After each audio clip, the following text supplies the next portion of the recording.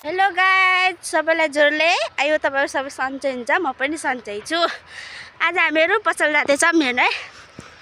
यहाँ चाहिँ देउरानी, यता म छु।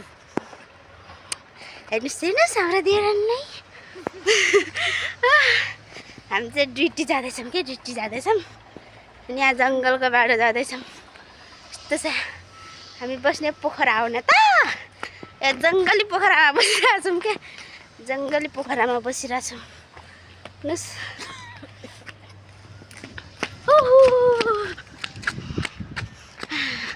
म कति होछु चाहिँ देउराली कति आउँदैछ हेर्नुस् गाइज।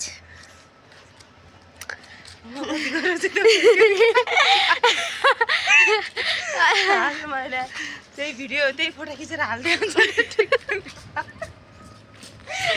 अझै नि हामीलाई हाँसो चलिरहेको छ के गाइज। हेर्नुहोस् मेरो बोली होस् तर्कै आउँछु भाइ बच्चा जस्तो आउँछ है। अर्कै बच्चा जस्तो आउँछ है तपाईँको बोली। फोनमा त सानो तुफान बच्चा जस्तो आउँछ। हो हामीहरू चाहिँ यता गाडी बनाउनुतिर छौँ।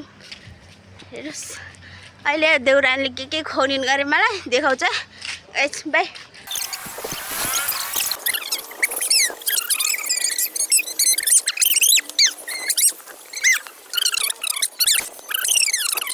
हाम्रो पसलमा आइसकेका छौँ।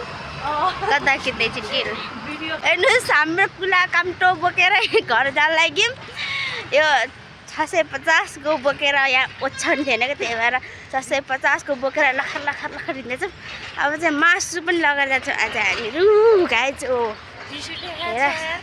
हेर्नुहोस् गाइज, एउटामा फोटो बनाउनु पठाएको, फोटो पनि कस्तो न इद्री बनाइदिएछ 350 को। त्यही पनि फ्रेम त राम्रो थियो अनि त्यो भित्रको त यत्रै राखिदिएको त्यो फोटो पनि कस्तो अर्कै के। अनि यिनको मम्मी बाबाको बनाएको रहेछ अनि नराम्रो क्या। अनि पछि छोड्दै आएको बनाइदिनु भनेको लास्टमा 600 भन्दै थियो। हेर्नुहोस् गाइज, हाम्रो चटपटी खाएर भक्कर घर जाने सरी यो फेरि यो पिरो हटाउनलाई खाइरहेको छौँ। मासु छ। बाई गाइज, सबैलाई मेरो भ्लग यति नै हो। लौ हामीहरू अब अर्को भ्लगमा हेटौँला बाई।